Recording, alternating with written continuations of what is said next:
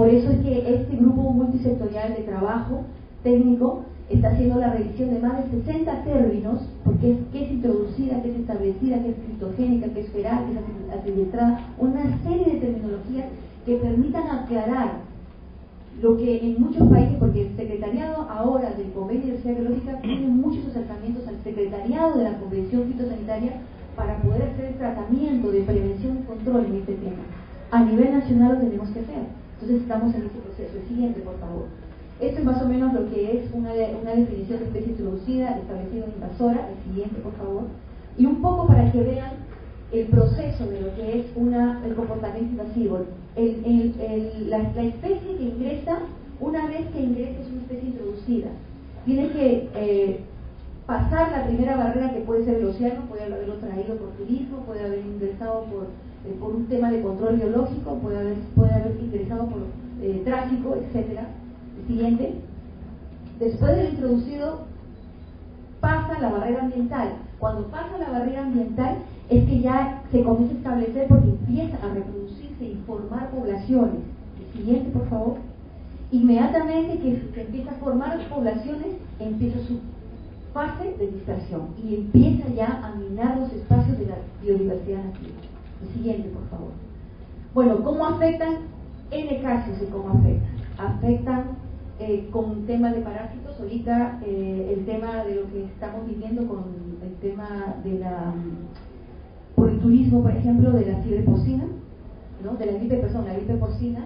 El tema de los bivalvos exóticos en cañerías, pierden muchísimo dinero para poder limpiar las cañerías de los canales de agua. En el tema del pastoreo, en el tema agrícola, el impacto de las malezas, sumamente, bueno, tenemos una serie de impactos. El siguiente, queda poco tiempo. Esto es más o menos para que vean el impacto del agua de lastre en lo que es,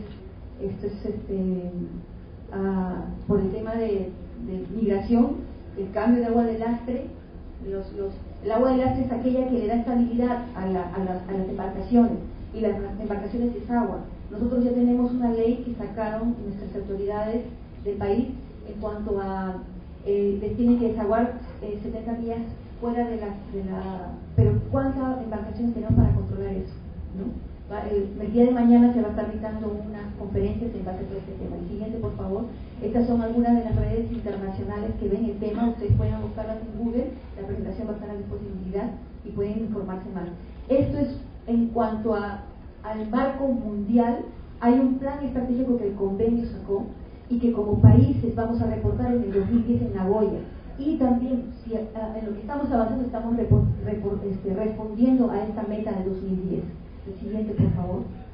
Este es más o menos para que vean el impacto de las especies en diferentes biomas. En bosques, las rayas que están de costado es que hay una amenaza que está avanzando.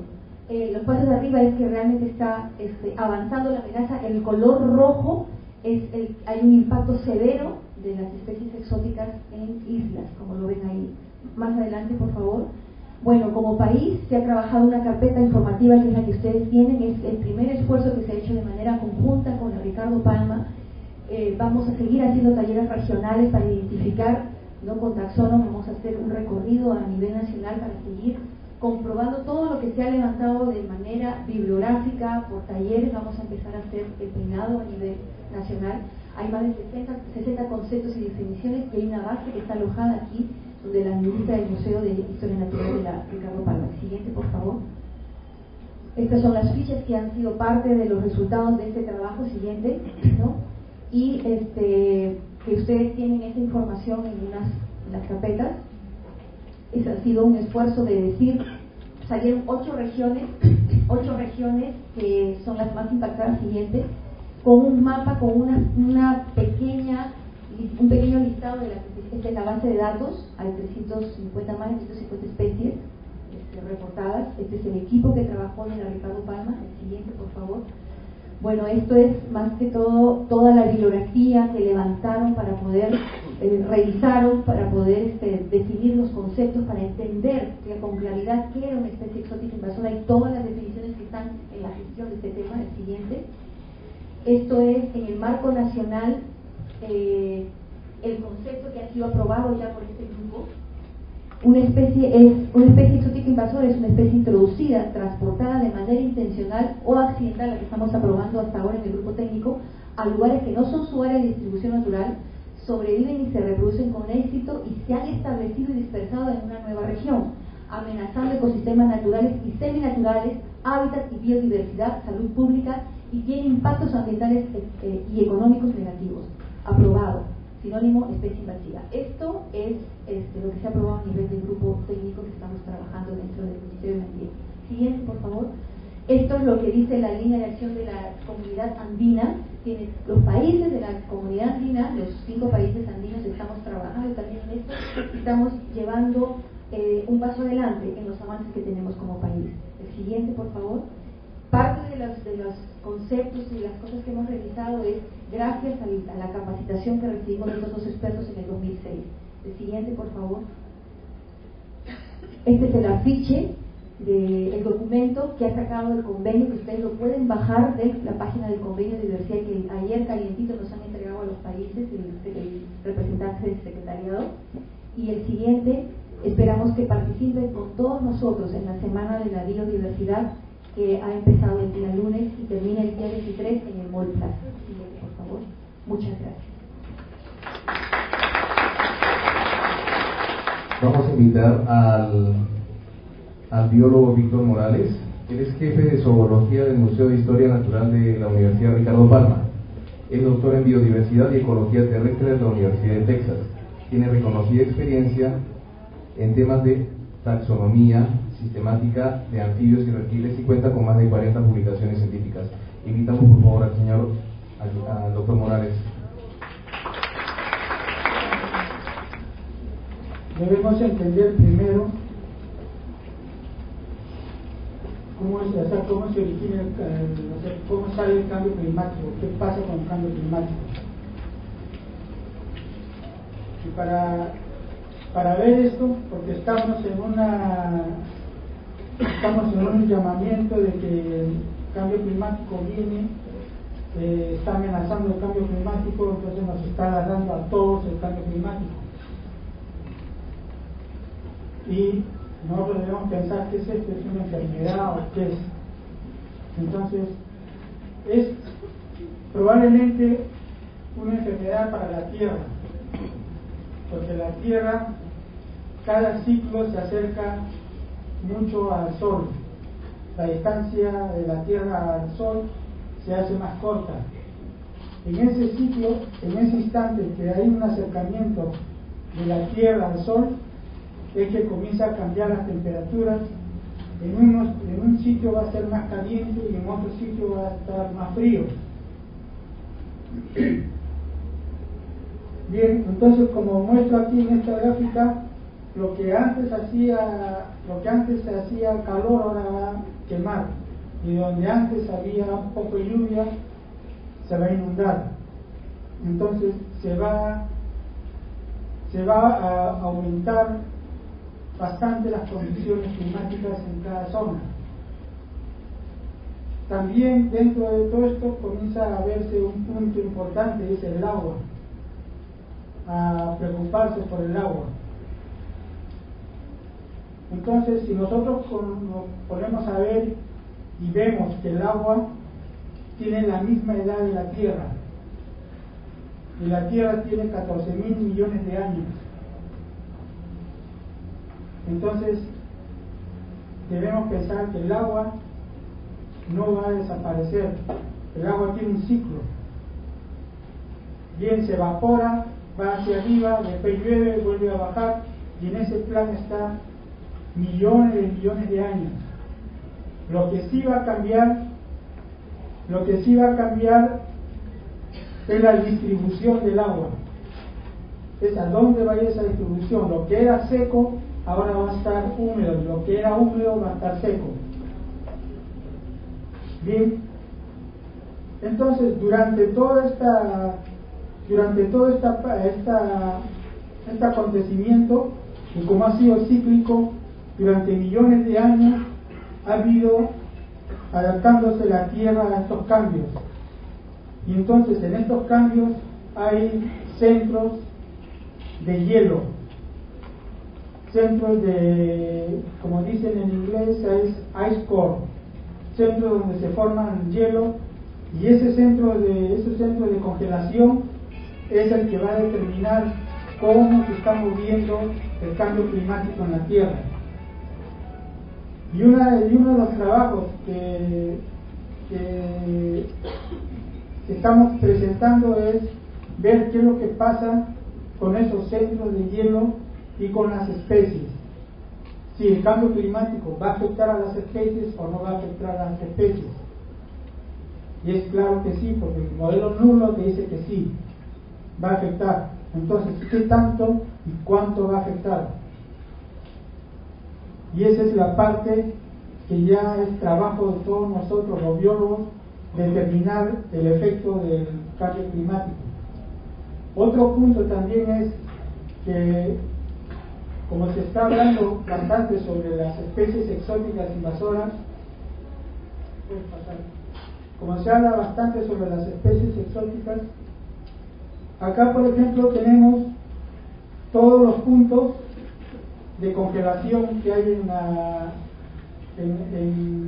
la Tierra. Y en Sudamérica nosotros tenemos el Huascarán, por ejemplo, es un punto de congelación. Ya, entonces, ¿qué significa eso? Que ese hielo que ha estado en Huascarán ha estado sobreviviendo millones de años. Bien, entonces algo debe haber pasado para que ese hielo ya comience a desaparecer. Y esto es lo que va pasando, o sea, va pasando, se van formando otros ecosistemas, otros ambientes con los deshielos o con los congelamientos. Vean ustedes acá, entonces, en países desarrollados ya han estado trabajando sobre los puntos de congelación. Y cada tubito que ustedes ven allí es una muestra de hielo de algún sitio de los puntos de congelación. Esta roca, por ejemplo, da esa información también, porque se hizo cortes a la roca y la roca dio información sobre las edades en que esa zona y esa roca tuvo congelación y se descongeló también. Entonces, esa información nos da que hubo ese ciclo de congelamiento y descongelamiento. En el Perú, por ejemplo, tenemos que el Calla es un centro de congelación que es en Cusco, Huascarán es otro centro de congelación, Coropuna, que es un centro de congelación, y Limani en Bolivia, que también es otro centro de congelación. Y este es el lago de Chopas, que queda en Amazonas. Entonces, vean acá, en este borde hay nieve, pero debería haber nieve en toda esta parte, pero no lo hay ahora. Entonces, cuando se hizo todo el trabajo, se vio que había puntos de congelación también. Así. Entonces, todos esos cambios climáticos que existen, ¿cómo va a afectar a la especie exótica invasora? Ya la bióloga Rosana les dio una idea, les pintó cómo es una especie exótica invasora, cuál es su comportamiento. Entonces, nosotros nos gusta tener animales, nos gusta traer animales y tenerlas en nuestra casa, jardín o donde sea, y esos animales a veces aprovechan las condiciones que hay para poderse reproducir y poderse adaptar a esa zona y comenzar a hacer estragos. Esta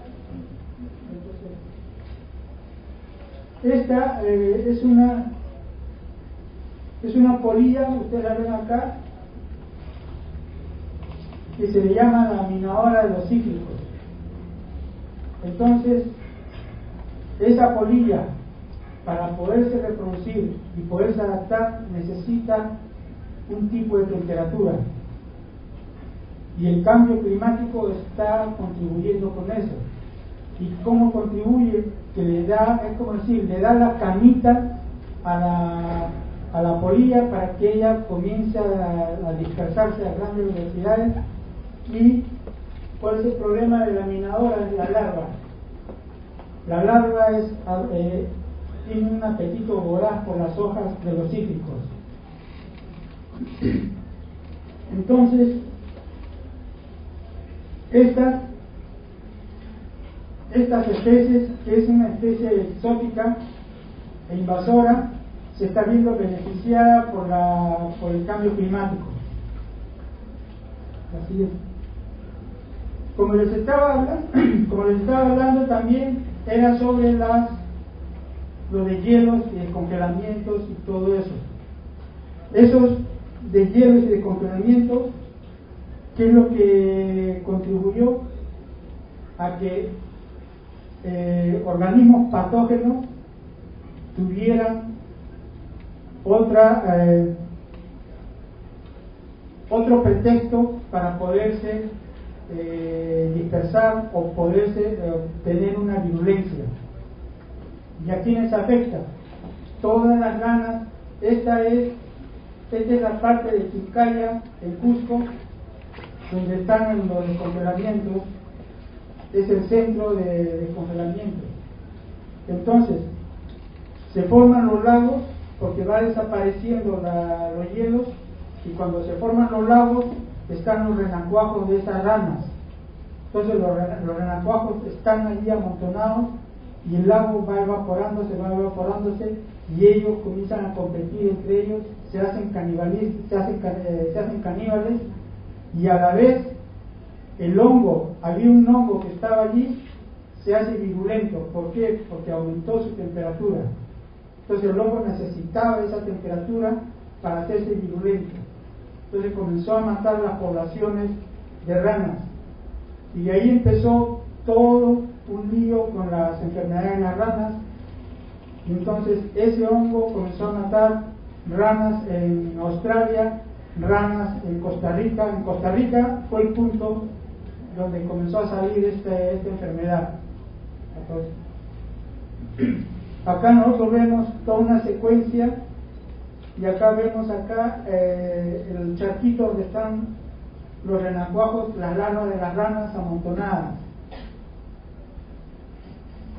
Así. Y estos son los hongos que se van posesionando en la piel de las ranas y le van ocasionando como le disminuyen la respiración a la rana, le disminuyen la respiración cutánea, entonces las ranas tienden a desaparecer, y han desaparecido muchas poblaciones de estos anfibios.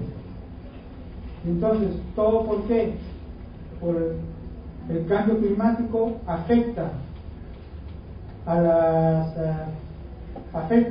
el comportamiento de las especies.